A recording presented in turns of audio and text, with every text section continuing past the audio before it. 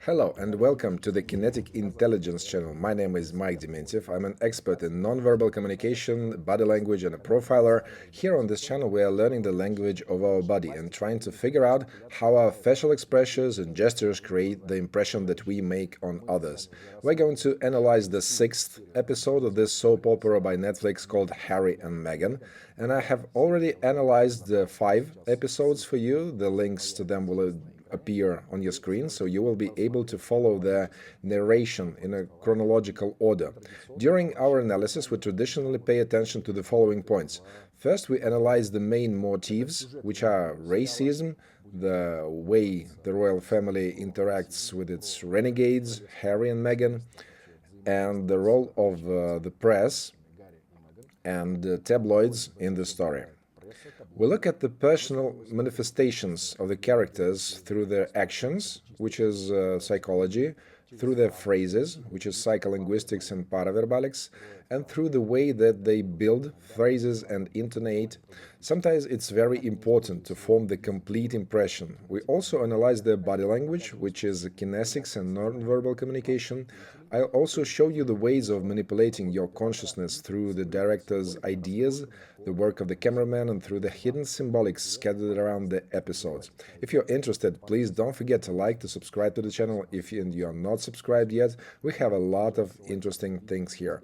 Please share this video with those people who are interested in the royal family and who enjoy analyzing small details like I.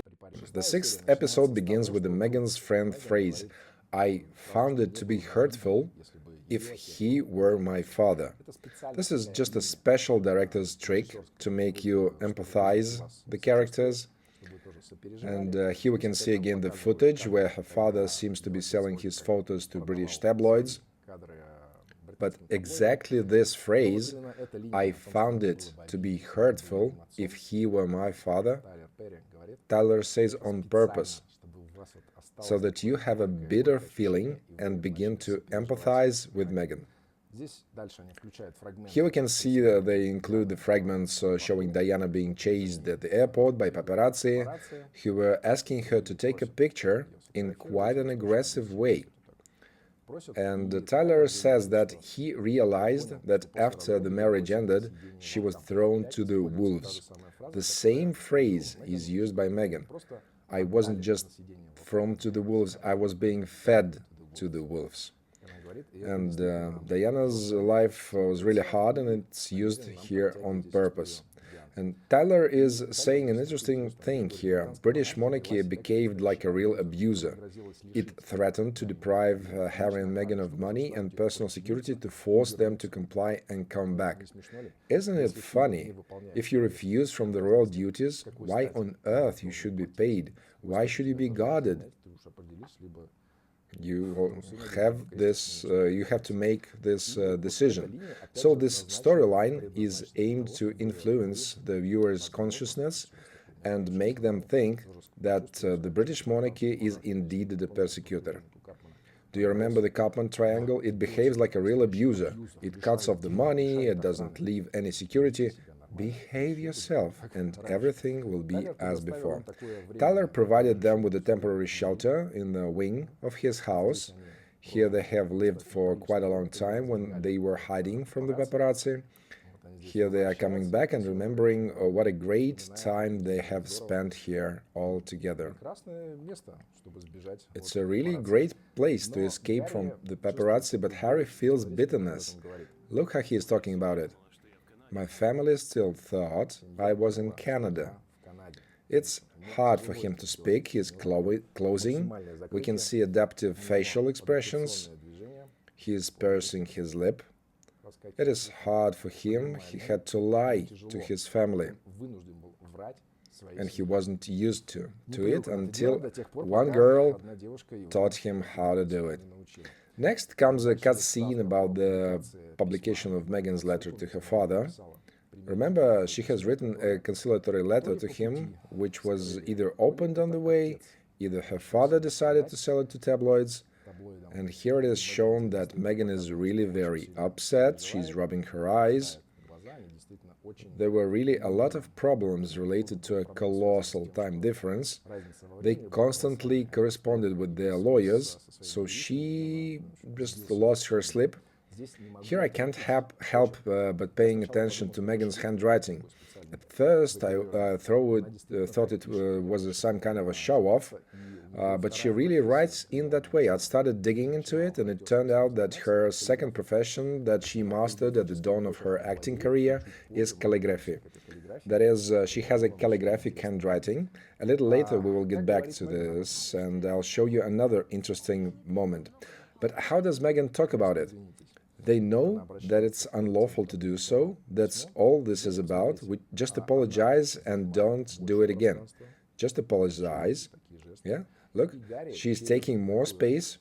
Her gestures are wide, and Harry's scratching his neck indecisively, deciding to take a threatening position, to take more space. Usually, we occupy more space just like animals in nature do. We demonstrate that we are big and significant, but in fact, the animals doing it might be not as dangerous as they are trying to pretend, as strong as the really big ones. Harry doesn't really feel himself strong and mighty, so he is quickly changing the posture through touching his nose and correcting his t-shirt. This is just an adaptive movement. When we feel insecure, we are starting to do things like this. Pay attention to how often you touch your clothes, rub your nose, bite your lips. Maybe it gives away your hidden emotions during important negotiations. Think about it. What does Meghan say after that? But instead, it's like, let's make a fortune. But instead, it's like, let's make a fortune. Here, her anger is changed to joy. Quite an interesting reaction, and maybe it's her idea to make a fortune instead of being angry. Maybe we, Harry, could make money on it. Come on. Her anger is changed to joy very quickly. And then, later on in the car, she's thinking about it over and over again. She says, they are making a fortune of us. It's starting to wear her down a little bit, and this thought is increasingly spinning in her head. Meghan seems to have some kind of superiority complex. This is what she says about the Daily Mail. They've created a whole tab on their homepage with my name on it. What about the fact that there's a tab about Harry, too? Even a mouse pointer is put next to his name. And Harry's page goes before the Meghan's one. But it doesn't matter for Meghan. She always puts herself forward. Unfortunately, all these stressful events led Meghan to a miscarriage. And look how Harry is talking about it. He's really worried. Here he has a lot of gestures of complacency. He is scratching his nose and blinking nervously. Well, who would react differently to the miscarriage of a long-awaited child, really? Further, Netflix is rolling us on this emotional roller coaster. This is just a director's trick. After these words about the miscarriage, they begin to show some violent scenes. Someone is throwing bottle bombs at cars, and the directors are making waves again and again and again, and later on they show how great Harry, Meghan and Archie felt in Tyler's house. They have driven us around this roller coaster hills, but let me show you the interesting coincidence. Look, on Valentine's Day, February the 14th, 1984, an article was published where it was announced that Princess Diana was pregnant with Harry. And maybe by a happy coincidence, on February the 14th, 2021, an article was published saying that Prince Harry and Meghan are full of joy expecting their second child. February 14th in both cases. Is it a coincidence? I don't think so. Let's see what Harry says about it. Maybe it's not a coincidence. Maybe it's not a coincidence, but I won't tell you about it. Guess whose idea it was. And when Meghan continues talking about the royal family, even in the context of their estrangement, look at her reaction and Harry's reaction. The more distance that came between us, having a smaller role with the institution, the more vacuum was being built. The more vacuum was being built. Harry looks detached and sad. First he is holding up vertically and then loses this vertical. See how vertical is lost? He is lost himself, and it seems that the guy is not very happy. Meghan also demonstrates the gestures of closing and self-grooming. She doesn't want to deal with the royal family. And when Harry says, we thought that was the beginning of a year of transition, which it turns out was anything but a transition. It was just a beating. Look again at his bodily reaction. You can see he's scratching his ears and fingers nervously. He's swallowing convulsively. Indeed, he did not like what happened next very much. Well, there's much to think about. Of course, we're going back over and over again to the Diana's line. I can't think what my mom went through. Again, we are forced to feel empathy to them because Diana was extremely famous and Harry and Meghan are less known around the world. Here they especially say that this harassment was sanctioned from the palace. They're escalating the horror, and mom also had to go through a lot. He says. Again, we can see the drama triangle working. Meghan is the victim, and he is the one who rescues her from this. And the worse Meghan feels, the better is for him. This is the paradox. And to see this institutional gaslighting that happen is extraordinary. See, he's very excited, he's raising his chin, proudly he's a rescuer. This is his glory hour. My mom had to go through a lot, and Meghan has to go through a lot as well, whether she wants it or not. And here he seems to be dodging, saying that's why everything what's happened to us, because if you speak truth to power, that's how they respond. See? If you speak truth to power, that's how they respond. But here he is blinking nervously, and this blinking is super long. And here it seems to me that this is not just nervous blinking like it was before, but he is closing. It happens when a person tells some lies and either closes mouth, either eyes, or averts their eyes. Of course, he cannot take his eyes off the camera, that's why he is blinking instead. And usually this blinking is shorter, and we have often recorded this in the previous episodes, but here they go in a row, so it's rather lie or concealment here. There's an interesting moment with Beyoncé, and this is just crazy. Beyoncé has sent some kind of supporting letter to Meghan saying that Meghan was selected to break generational curses that need to be healed. It's quite a big talk, isn't it? She admires my bravery and vulnerability and thinks I was selected to break generational curses that need to be healed. Serious, it sounds really serious, but how Harry reacts to this? That's well said. That's well said. What kind of person is this guy? Look at his just $1 million reaction. First, he's pursing his lips thoughtfully and scratching his temple. This is called manipulative gestures. When we manipulate with some external objects, for example, when you scratch yourself, and he is closing his eyes, saying, well said. But what is his final reaction after he purses his lips and has such a dull look? Was it really well said, or were you forced to say so? Oh, I'd like to interrogate with the main witness. This wonderful beagle seems know all the truth. If you like beagles, write about it in the comments and I'll have a conversation with you in the comment section. And when William texted Harry, we can see his reaction. He is anxious, he is biting his fingers, he just doesn't understand it. Like, I wish I knew what to do. What to do, what to do. William has quarreled with me, but Harry, what did you expect? Could there really be a different outcome when you started playing such tricks with your family? Harry had to go back to the funeral of Prince Philip, and he says quite an interesting thing. Have a look.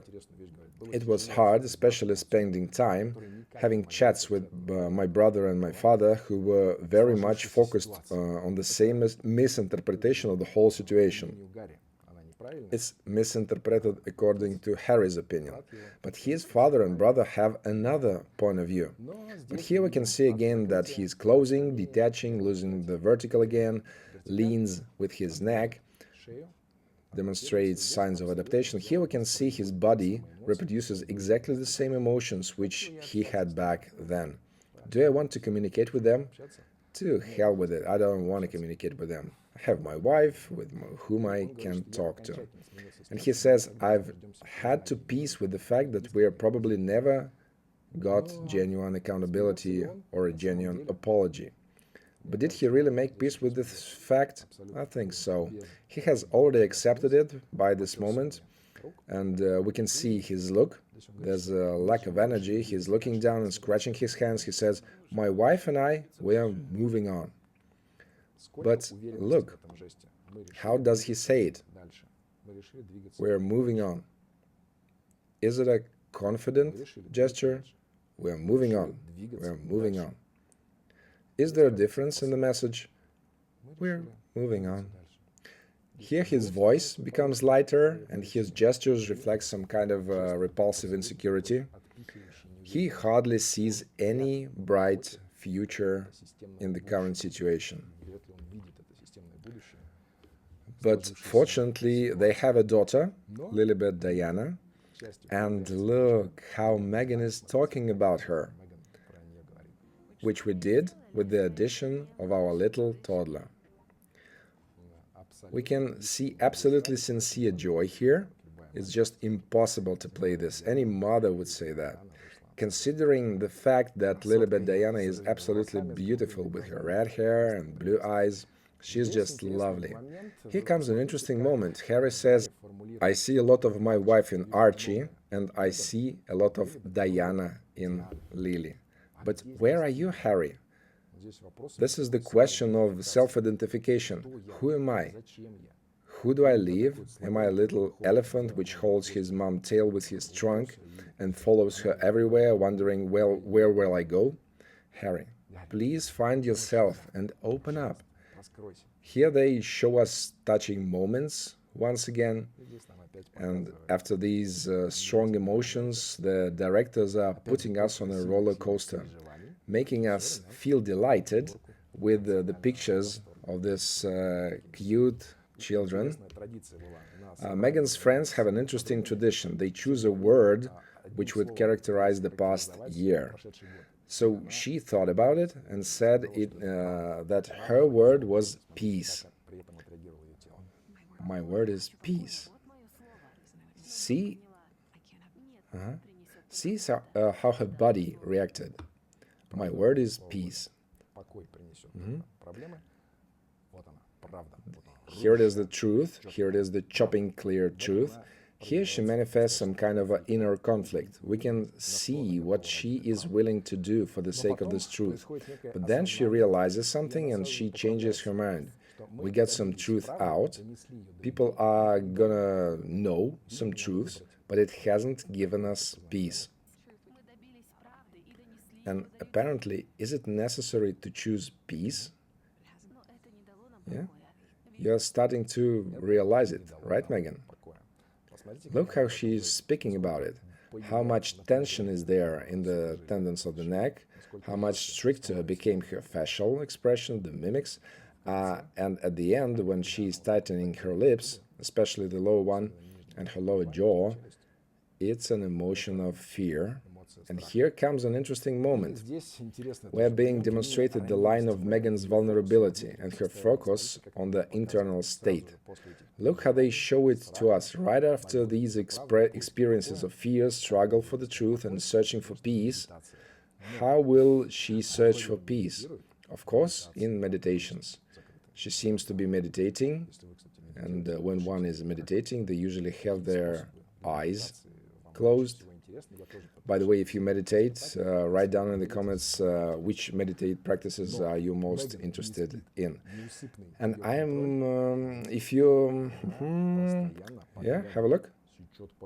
She's constantly peeping. What's so dangerous going on? Even at the moment of meditation. Well, how it can be possible at the moment of meditation? Look. She always have a half-opened, half-closed eyes. The episode is coming to an end with a focus on children, on freedom, and there are a lot of open plans, a lot of plans where they are walking together somewhere with the children, with the dogs, they're watching at the horses, they spend time on playgrounds. All the plans are broad. The line of Harry's independence is very bright here. It is shown that he is all by himself, he can drive by himself, he can get somewhere and ride off into the sunset listening to Follow the Sun song. Here he is reflecting on what he misses. He calls it weird family gatherings, like I miss our weird family gatherings. Yeah, that's why he's licking his lips, blinking often. It's just a standard nervous, short blinking. I miss my homeland, my friends. But when he is talking about his friends, look how he is starting to pull away. I've just changed to the point that I have outgrown my environment. Therefore, it was most obvious place to come. Therefore, it's the most obvious place to come, and this is one of the places where I think my mom was probably going to end up potentially. Here's the Diana line comes again. At the moment she says that these times I've been angry, but I can be angry because I genuinely felt it, and we are exactly where we're supposed to be. And he says that it was fate. But isn't this fate is sitting to your left, Harry? Naturally, Meghan reacts to this with a tender feeling. Look how her cheekbones are being tightened, how her eye wrinkles are playing. She's very touched. Here we can see there's really something to be touched by, and Harry is absolutely hit the bullseye with the fact that it was really their fate which led him to do this. There's a moment when she remembers about her wedding speech. Look at that handwriting. At first, I thought it was some kind of a special computer font, but this is really Meghan's handwriting. She always writes letters and postcards like this, with this calligraphic handwriting. Quite an interesting hysteroid accentuation. Look at my writing, he says. Do you recognize whose handwriting it is? If you are interested in the British royal family, you may know that this is Queen Victoria's handwriting. She also wrote very clearly, calligraphically, but there's no showing off here. Everything is just clear, strict, and laconic. Here we see kind of pink unicorns, clouds, and this sweetness. Next, Meghan reads this very speech that was written by this calligraphic, beautiful handwriting, and she says, let's call her a modern fairy tale. And when Harry recalls this speech, like once upon a time there was a girl from LA, some people called her an actress, and there was a guy from London, some people called him a prince. If you're interested in this speech, you can find it on your own, and here we are focusing on this dance of facial muscles on the face. See what's going on? Absolutely, the whole face is involved. He feels touched. And here we can see absolutely all the emotions that a person can have. from fear to surprise, and everything is present here.